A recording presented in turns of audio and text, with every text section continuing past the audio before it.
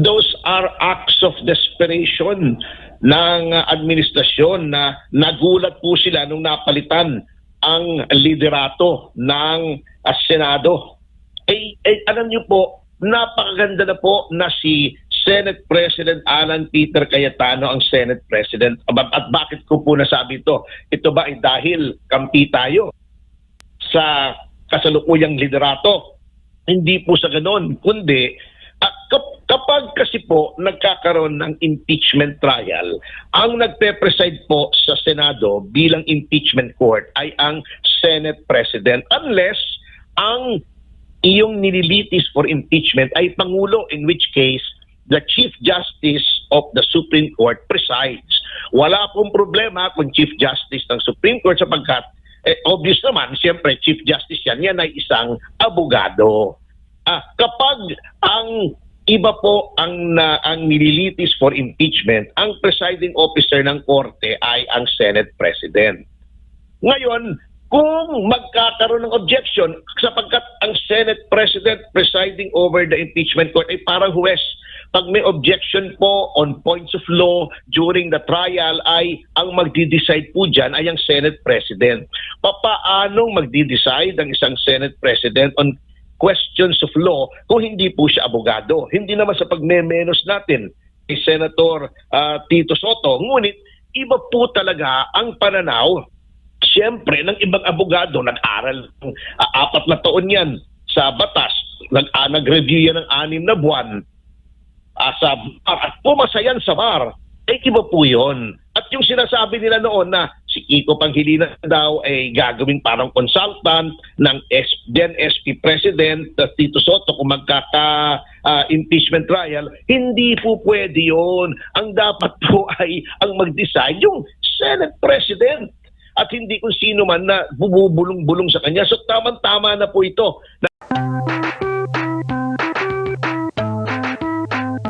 Umpisa natin ditong issue nga po dito kay Sergeant at Arms Mau Aplasca dahil nga ay inisyuhan nga ng ombudsman ng 6 na buwang suspension order itong si Aplasca. Ano ho ba ang at hindi tinanggap ng Senado? Anong nakikita po ninyong legal na implikasyon po nito kung meron ho? Unang-una po ay yan po ay tuluyang nagpapakita noong sinasabi po nating babala noong tamang una na kapag si Ginoong Boying Remulla ang ginawang ombudsman, ay yan po ay magiging sunod-sunuran sa Malacanang at magiging kasangkapan upang tuligsain ang mga kalaban ng pamahalaan. Nakita niyo naman po ang pangyayari sa Senado kung saan si Sergeant at Arms Aplasca ay pinagtatanggol po lamang ang integridad ng Senado sa tuluyang tangka ng NBI na pumasok at arestuhin si Senador Bato de la Rosa. Kung sususpindihin po si Sergeant at Arms Retired General Mau Aplasca, dapat sinuspindi rin po ang direktor ng National Bureau of Investigation sapagkat kung hindi po sila sumalakay sa Senado at tangkang arestuhin si Senator De La Rosa, wala naman pong basihan sa batas ng Pilipinas, ay hindi po sana magkakagulo at hindi na po kailangan magkaputukan dun sa Senado. So kung patas ang ombudsman, pareho po yung sususpindihin at parehong iimbestigahan. Ngunit bakit isang panig lamang? May kapangyarihan ho ba yung ombudsman sa ilalim po ng ating batas, attorney, dito kay Sergeant at Arms Mau Aplasca? At dalawa po ang pananaw ng mga dalubhasa sa batas dyan. Bagamat nakalagay po sa Ombudsman Act at sa saligang batas na saklaw ng ombudsman ang lahat ng nasa civil service, bukod lamang siyempre sa presidente, yung mga impeachable officials, at itong mga miyembro ng lehislatura, ay meron din naman pong pananaw na nagsasabi na since ang Sergeant at Arms ng Senado at pati na po ng House of Representatives ay ang nagtatalaga po dyan o humihirang dyan bilang Sergeant at Arms ay siyempre po yung karamihan by ano po yan pinagpapasyahan po yan ng majority ng either the Senate or the House na sila ang italaga o ihirang bilang Sergeant at Arms ay wala pong kapangyarihan ang ombudsman na suspindihin because it pertains to the internal affairs of the Senate na hindi pwedeng panghimasukan kahit ng ombudsman. Dahil nga po, may independence ang House of Representatives at ang upper chamber which is the Senate. Opo, pero may kapangyarihan din ho yung Senado na baliwalain. Baga, hindi po magkakaroon ng problema na baliwalain po itong utos mula sa ombudsman. Yan po ay, again, yung pag-a-assert ng Senado ng kanilang independence sapagkat kung pati ang mga internal affairs ng Senado ay pakikialaman ng ombudsman, ay masisira po yung separation of powers sapagkat ang ombudsman, bagamat yan ay dapat independent body, yan po ay mainly executive ang function yan. Kaya kung nag-assert ang Senado ng kanyang independence in the sense na ito ay hindi saklaw ng executive sapagkat ito ay bahagi ng lehislatura, ay may karapatan po sila. Ngayon, the final arbiter as to whether or not ang ombudsman ay saklaw itong mga opisyal na hinirang ng liderato ng Senado, ang makapagsasabi na lamang po niyan ay ang Korte Suprema. Kailangan po may isang party na dumulog sa Korte Suprema upang ma-clarify po yan. Pero from where I'm sitting, so to speak, para sa akin, hindi pwedeng panghimasukan yan ng ombudsman.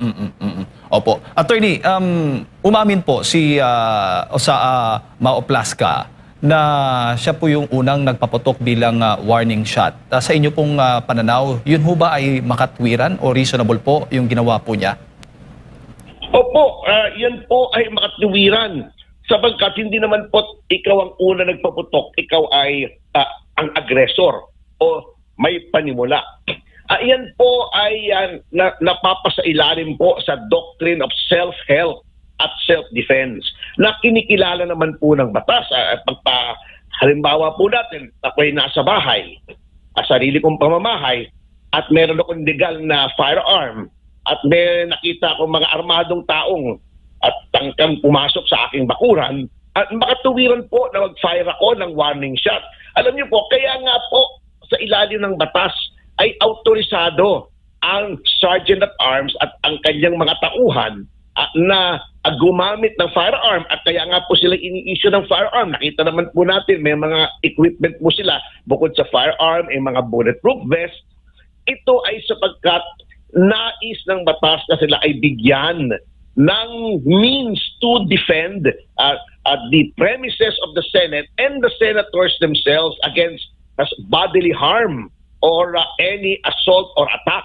So, tama lamang po yun. Hindi porket siya yung una nagpaputok, siya na yung may pasimuno. Kasi, bakit naman sumugod kasi yung NBI doon? O anong base? Pumasok pa sila, nakipag-coordinate pa sila kay dating Senate President Soto, pagkatapos at nakipaghabulan sila sa isang senador na gagampanan ng kanyang tungkulin and under what authority? Warrant ng ICC na hindi naman po pwedeng ipatupad dito sa Pilipinas. So, tama lang po yun.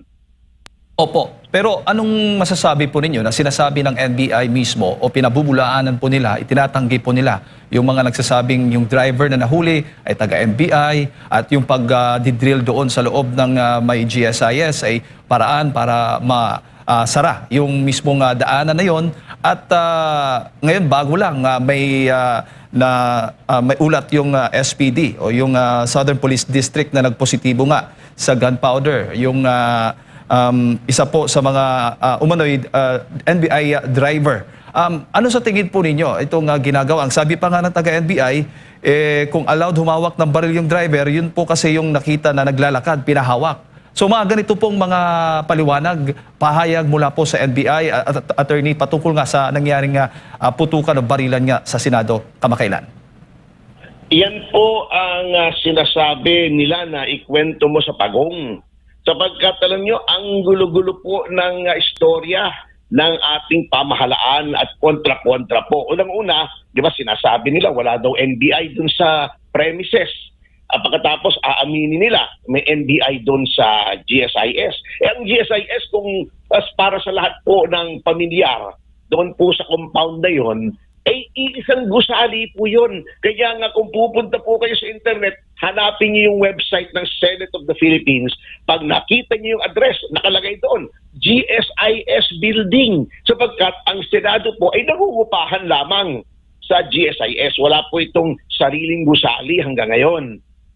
So, kalokohan po yung sinasabi nilang wala sila roon. At ang mismong Pangulo po ang umamin na may NBI doon nung sinabi niya na noong lumabas daw ang order ng Supreme Court na pinatutugon ang pamahalaan doon po sa motion ni Senator De La Rosa na humihingi ng TRO, sinabi daw niya sa NBI na umalis na kayo dyan. Paano silang aalis doon kung wala sila roon? Hindi naman siguro nababaliw o may tama ang ating Pangulo para sabihin umalis kayo dyan kung wala sila roon, ano? Pangalawa, ito nga po, paano mahuhuli ang isang driver ng NBI? Kuno-kuno kung wala sila roon. At kung siya ay driver, siyempre hindi naman siya nag-drive mag-isa. May taong pinagdadrive siya, di ba? Ito po yung mga nakikita natin na kasinungalingan. Kaya tama lamang po yung sinabi ni Senator Cayetano na sa 5 sinabi ni Director Matibag, 6 ang mali. Opo. Attorney, bukod doon sa pagsususpindi nga kay sa Mao Plasca, ay hinihingi din po lang ombudsman yung mga CCTV footage. Pero ayaw umanong ibigay ayon kay Ombudsman Rimulya. Ito ba ay may kapangyarihan din, karapatan din ho ba ng Senado na hindi ibigay itong CCTV footage na hinihingi po ng Ombudsman? Dapat po kung talagang magkakaroon ng investigasyon ay formal na hilingin ang CCTV at kung anong bahagi ng CCTV. Ang pagkakaintindi ko po ay ang kapulisan po ay binigyan na ng kopya sapagkat sa ating batas naman po talaga, since ang involved ay NBI, ay dapat po ibang ahensya ang mag-imbestiga. Kayo kung mag-iimbestiga ang ombudsman, ay dapat dumaan din sa proper channels. Ang pagkaalam ko po sa mga taong naroroon, at ako naman po ay 2 araw ding naroroon, hindi ko lang naaabutan yung barilan sapagkat nung pabalik na po ako sa Senado, galing po ako sa Balayan noon kasi nagkaroon po ng hearing yung kaso ni Congressman Lian Leviste laban kay Attorney Claire Castro ng PCO kung saan sila nagdemandahan at ang venue ay Balayan. Pero ando naman po tayo ng 2 araw at nakakausap naman po natin yung 2 abogado ni Senator De La Rosa, si Attorneys Bobet Torion at Jimmy Bondo, ay talagang ang dapat pong nag-iimbestiga at nakakapag-cooperate naman po ang Senado ay yun pong PNP natin. So, at the Ombudsman has to go through the proper channels at kaya nga po sinasabi ko, kung nagpapakita ng bias ang Ombudsman sa pamamagitan ng pagsuspinde kay General Aplasca lang at hindi naman sinuspinde si NBI Director Matibag, baka wala na pong kumpiyansa ang ating dapat ibigay sa ombudsman kung nakikita natin na napaka-bias po nito. Attorney, sakla ho ba ng kapangyarihan ng NBI yung pagsisecure kapag may... Kasi kung nabalitaan, kamakailan nga ay naglabas po ng sulat itong GSIS na kung saan ay talagang formal na inimbitahan o nag-request po sila sa NBI na mag-secure po doon sa premises ng GSIS building, malapit po yan sa Senado, para sa gitna nga po nitong gulo dyan sa Senado, attorney. Sa inyo pong pagkaranasan, ito ho ba ay normal lamang? Bukod sa kapulisan ay pwedeng NBI yung mag-secure doon sa mismong GSIS building? Hindi po Ang NBI nga po, sa mismong building nila, may security guard sila sapagkat hindi po trabaho ng NBI na mag-secure ng public building. Ang trabaho pong yan ay nasa sa kapulisan natin. Ang GSIS po ay, we have to remember, it's not even strictly speaking, a public building sapagkat hindi po ahensya ng gobyerno ang GSIS. Ito ay isang government-owned and controlled corporation. Ibig sabihin po, ito ay pinatatakbo bilang parang isang pribadong korporasyon. Kung titignan po natin, lamang ay ito ay pag-aari ng gobyerno. Pero hindi po ito katulad nung, let's say, at DOJ or Department of Agriculture na direkta pong it is a government agency. So, ang role po ng pag-secure ng mga yan ay nasa PNP po or kung talagang masela, halimbawa, may mga acts of terrorism ay ang Armed Forces of the Philippines. As the name implies, National Bureau of Investigation, nag-iimbestiga po yan ng mga krimen. Separate from the police in certain cases. So, ako'y nagtataka kung bakit NBI. Para sa akin, halatang halata naman palusot po itong letter na ito Alam niyo po yung mga ginagawang ito ng gobyerno na paiba-iba, iba-ibang sinasabi ng kung sino at yung mga palusot, yung mga istoryang mahirap paniwalaan, baka hindi nila alam lalong nasisira yung trust rating ng gobyerno sa mata ng ating mga kababayan. So ibig sabihin, attorney, parang duda po kayo sa pahayag na ito ng GSIS. May sabwatan, kasi yun yung mga lumalabas na mga issue ngayon, may sabwatan at ang GSIS at ang NBI, laban po dito sa mga pahayag po ng Senado. Yun nga po alam niyo po, ako'y nalulungkot, Sir Jade, Sir Admar, sa ginagawa ng kasalukuyang pamahalaan, sabagkat yung mga institusyon na dati pinaniniwalaan ng ating mga kababayan at mataas ang tingin nila ay unti-unti nang nasisira tulad ng NBI. Akalain mo ba namang sumugod ka sa Senado na hindi po kailanman nangyari ito? Pagkatapos, i-justify nila na hindi daw baguan ng mga wanted ang Senado. Unang-una, hindi po wanted si Senator Bato de la Rosa. Yung ICC warrant na yan ay wala pong direktang pwedeng ipatupad dito sa Pilipinas na hindi dadaan sa ating mga hukuman. Kung natatandaan po natin, nung aarestuhin po si Senador Trillanes, 3 linggo po siyang nandyan sa loob ng Senado at wala naman po nagtangkang pumasok at makipaghabulan kay Senator Trillanes. Noong pong aarestuhin si noon ay Senador Laila de Lima, ay nandoon po siya sa Senado for 2 days, humingi po siya ng palugit na 2 araw bago siya ay arestuhin at pinagbigyan naman po yan. Walang pumasok sa loob ng Senado ng mga pulis o NBI until siya ay handa na sumama at tinurn over na po siya ng Senate President sa ating mga may kapangyarihan. Eto, walang warrant from the local courts yet nakipagsabwatan sa Senate President para pasukin at habulin pa at tangkang dalhin si Senator Bato para obvious naman, para hindi mapalitan ang liderato ng Senado. Sapagkat gusto ng ating pamahalaan na pagdating ng articles of impeachment laban kay Vice President Sara Duterte, ang liderato ng Senado ay hawak nila, kakampi nila at biased, prejudiced in favor of the government na nais tanggalin sa pwesto si Vice President Sara Duterte. At dahil nga sa gulo dyan sa Senado, attorney, may panawagan po si Senate President Alan Peter Cayetano na sa halip na si Mau Aplaska ang suspindihin. Itong si NBI Director Melvin Matibag ang dapat suspindihin. Pero ang sabi ng DOJ, tutol po ang DOJ po dito at wala po silang nakikitang rason para po isyuhan po siya ng suspension order itong si Matibag.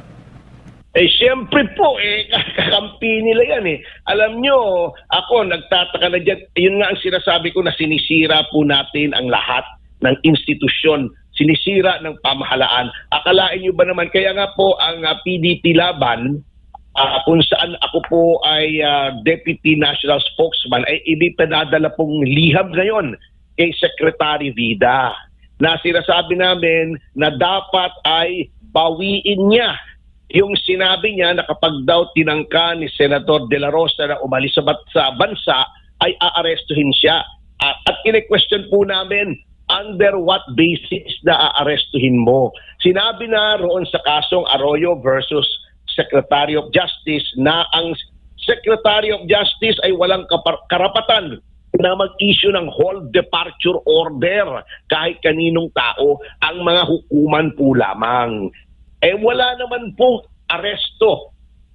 Wala naman pong warrant of arrest si Senator Bato. Wala namang krimen nakafile sa kanya sa ngayon para pigilin mong umalis sa bansa. So, itong mga ginagawa po ng mga opisyal ng ating gobyerno ay labag po sa konstitusyon at dapat pong tindigan natin, tumindig tayo laban dito at huwag pong palalaso ng ating isipan sa mga tao na nais wasakin ang ating mga institusyon. Napakalinaw po, Sir Jade, Sir Admar, ng patakaran. Yun lamang ang susundin mo. The principle can be distilled into one sentence. Walang pwedeng arestuhin sa loob ng teritoryo ng Republika ng Pilipinas kapag walang warrant na na-issue ng hukuman ng Pilipinas. Yun lang po ang tandaan nila. Tapos na po ang usapan pero ang dami pa nilang sinasabi. Yun ang nasa konstitusyon po natin at hindi pwedeng tayo lumampas doon sa prinsipyong yun. Opo. Attorney, bago ko lang ipasa kay partner Admar, itinuturing po na persons of interest ng National Bureau of Investigation, sina SP Cayetano, itong si Senator Padilla at Osaa Mau Aplasca. Ano ho bang magiging implikasyon po nito? May pananagutan ho ba? Anong possible na mangyari po? Yan ay isang halimbawa na naman ng bias ng NBI na ito ay nasa ilalim ng Department of Justice. Nababoy na po talaga lahat ng ating institusyon. Anong sinasabi nilang person of interest sa pagtakas daw ni Senator De La Rosa? Saan ba siya tumakas? Wala naman po siyang warrant. Again, bumalik lamang po tayo sa prinsipyong alam po ng kahit sinong first-year law student na walang taong pwedeng arestuhin unless may warrant na in-issue ang isang hukuman dito sa Pilipinas. Yun lang po. So, paano sasabihin tumakas si Senator De La Rosa? Wala namang warrant. Hindi naman siya nakakulong sa Senado. Hindi naman kulungan ng Senado. Siya ay isang incumbent senator. Wala namang reason para hindi siya paalisin sa premises ng Senate. At sinabi naman mismo ng ating Pangulo na walang order para arestuhin si Senator De La Rosa. Sa ginagawa po nilang yan, baka hindi nila nare-realize, hindi abot ng kanilang isipan na ginagawa nilang parang engot ang ating Pangulo. Attorney, magandang umaga. Si Admar po ito.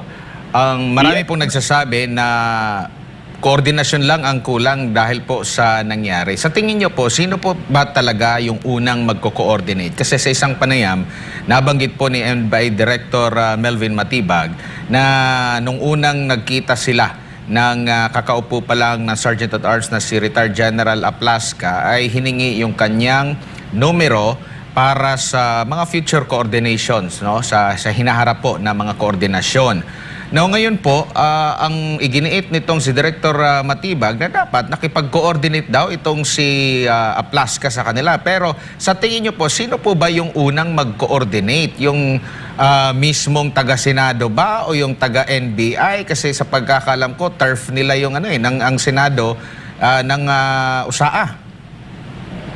Ayun nga po, binabaliktad nila ang storya. Makikipag-coordinate pa ang Senado sa kanila regarding what? Para pasukin sila at gumawa ng isang bagay na labag sa batas, meaning yung pag-aresto ng isang taong wala namang warrant mula sa ating hukuman. Siyempre po, sila ang papasok sa Senado, sila ang makakapag-coordinate. Sapagkat ang Senado po, kung sasabihin natin ito po ay secure premises. ang GSIS building kung saan nandoon, insofar as the Senate is concerned, is a secure building. Bakit? Sapagkat nandyan po ang ating 24 na mga senador ng Pilipinas na halal ng bayan, at sila po habang nandoon ay ginagampanan po nila ang tungkulin na gumawa ng batas bilang mga senador. So dapat po sila ang makipag-coordinate sa Senado, not the other way around. Na anong i-coordinate ni General Aplasca kay Director Matibag? So ang ako'y nagtataka rin doon eh. At nagkaroon na nga po ng na-establish na natin yung fact na walang order ang Pangulo na arestuhin si Senator De La Rosa. Kung walang order ang Pangulo, sinong nagbigay ng order? Yun ang dapat unang-unang malaman po eh. Na upang itong gulong ito ay malaman natin kung sino nag-umpisa. Who gave the order to arrest Senator De La Rosa? At kung hindi ang Pangulo, sino? Maaaring ang DOJ, Secretary, o yung nagbigay ng order, which is an illegal order, ay yun ang dapat managot. Yun ang dapat tingnan nila. Ginugulo nilang istorya sapagkat alam nila na hindi maaring ma-justify yung pinaggagawa nila na panggugulo sa Senado. Opo, sa tingin niyo po itong mga recent na mga pahayag ng ng ombudsman, ng PNP, yung ibang mga nagsasabi na pugante itong si Senador Bato de la Rosa, ito ba'y taliwas doon sa naging pahayag mismo ng Pangulo na nabanggit mo rin na kanina na kinikilala niya yung naging resolusyon ng Supreme Court na binibigyan ng 3 araw yung mga respondent at 3 araw din na tugon itong si Senador Bato de la Rosa? O tama po yun. Ako tulad nga ng nabanggit po kanina, una ko nang nabanggit, ginawa-gawa nilang katanga-tanga ang Pangulo. Sorry for the use of the term. Sapagkat, sinasabi nilang pugante, wala ngang utos ang mismong Chief Executive para arestuhin. At bakit? Sapagkat walang warrant. You can only be a fugitive from justice kung ikaw ay may warrant at ikaw ay nagtatago. Ito po ay sisiwaran, again ulitin ko po, kasi yung iba pong mga sumasalungat po sa atin medyo mahihina po ang mga kokote at parang hindi maintindihan. Hindi maaaring arestuhin ang kahit sino sa loob ng Pilipinas nang walang warrant galing sa hukuman dito sa Pilipinas. Hindi hukuman sa Hague, hindi hukuman sa Amerika, hindi hukuman ng Afghanistan, hindi hukuman ng Iraq, hukuman po ng Pilipinas. So, ang pugante po yan. Si Senator Lacson, naging pugante yan kasi may warrant po yan galing sa local court at nagtago. Si Trillanes, yan, naging pugante po yan. Yan po yung mga totoong pugante. Hindi yung, yung wala namang warrant, tatangkahin mong arestuhin. Pero ano naman po yung masasabi ninyo in relation din dyan sa pinag-uusapan natin sa naging reply naman po ng Solicitor General, quote-unquote, sabi dito, undeniably, Senator De La Rosa did not come to court with clean hands. His attempts to evade and obfuscate the warrant of arrest issued against him show a deliberate intent to mock the judicial process.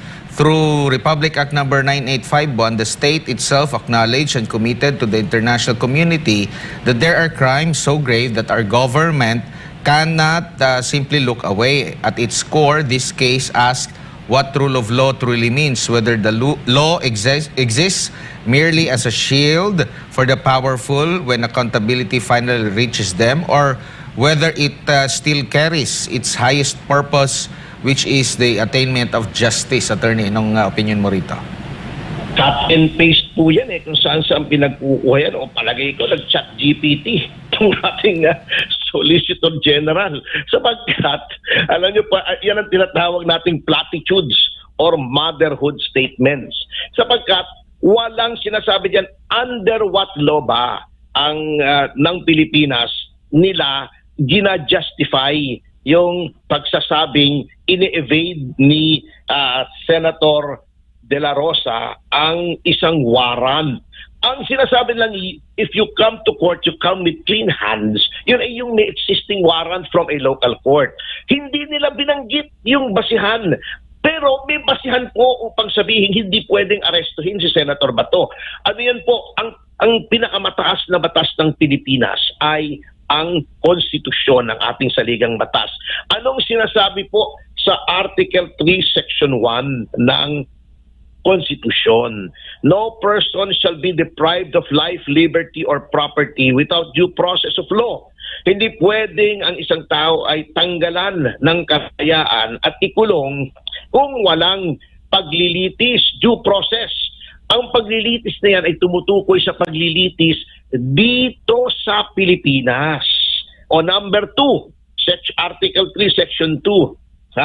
The right of a person to be secure in their persons, papers, houses, and effects shall be inviolable. Hindi pwedeng labagin ang kalayaan ng isang tao. And no search warrant or warrant of arrest shall issue except upon probable cause to be determined by the judge and upon examination of the evidence personally determined by a judge. Anong judge ang tinutukoy? Huwes ng Pilipinas.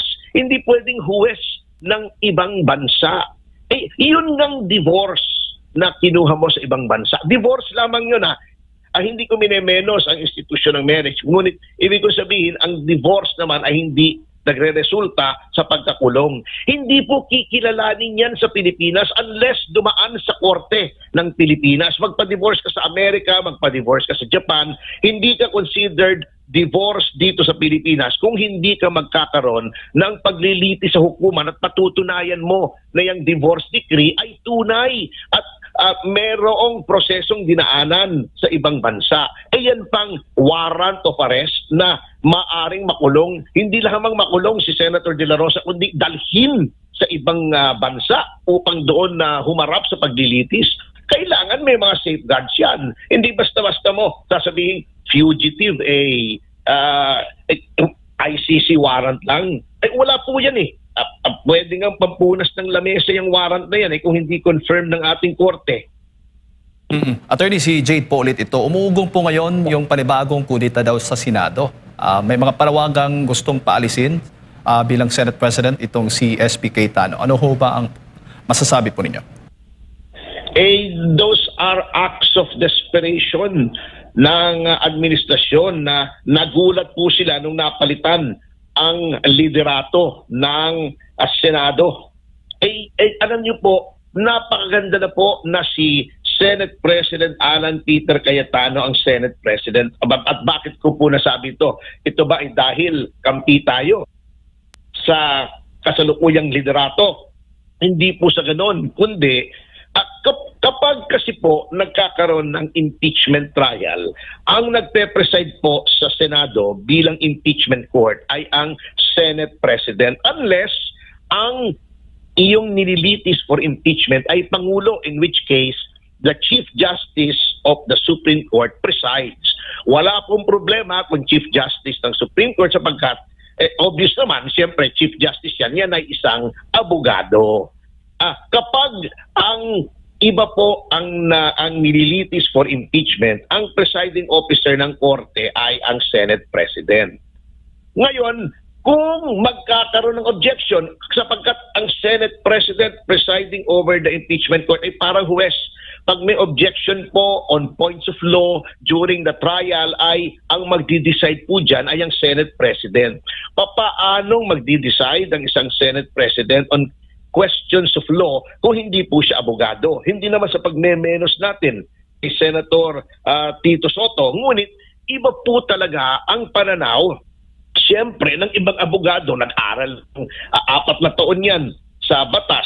Nag-review yan ng 6 na buwan sa bar at pumasayan sa bar.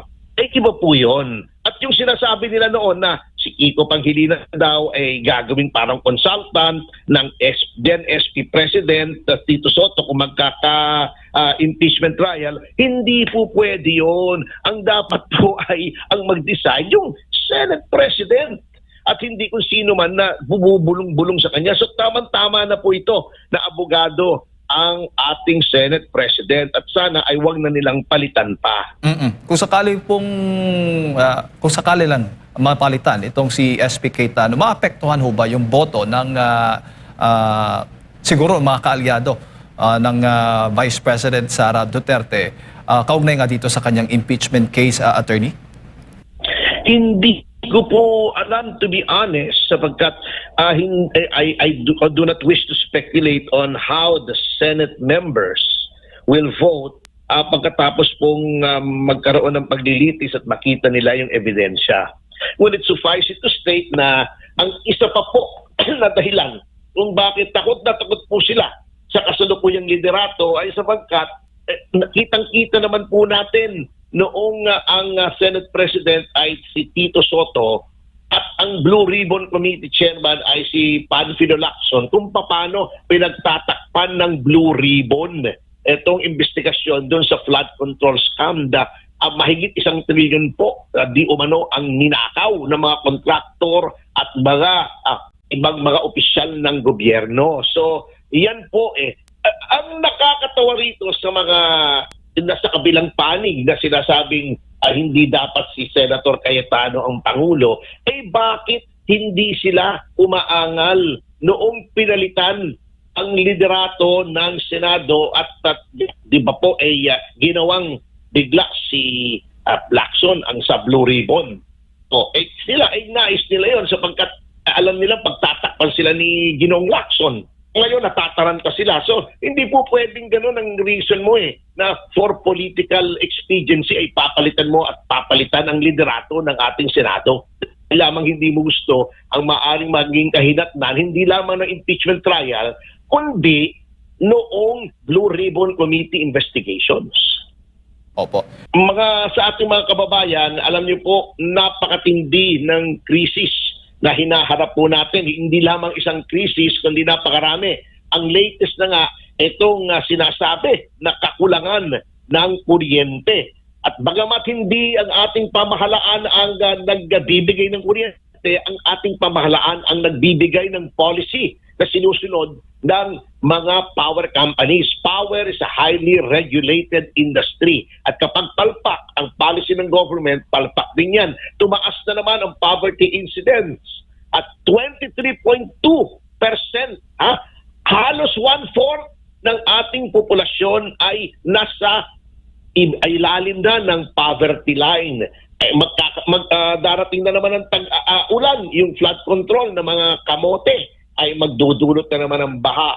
Yan ang mga hinaharap natin. Mataas ang presyo ng bilihin, inflation mataas. Huwag na po tayong magkadagdag sa gulo. Hayaan na po natin ang ating Senate ay mag-function, ang ating mga courts ay mag-function nang walang pakikialam ng mga dayuhan. Let the process take its course na walang kaguluhan. Alright. Attorney, maraming salamat po sa inyong oras at sa pagbibigay po niyong impormasyon ngayong umaga. Magandang umaga po sa inyo. Thank you very much po. Good morning din po and God bless. Ayun po mga kababayan, si Attorney Ferdinand Topacio, National Chairman po ng Citizens Crime Watch at Deputy Spokesperson din po ng PDP Laban. Samantala, nanawagan ngayon ang Office of the Solicitor General o OSG sa Korte Suprema na tuluyang ibasura ang 2 mosyon ni Senador Ronald Bato de la Rosa kaugnay ng umano'y ICC warrant of arrest laban sa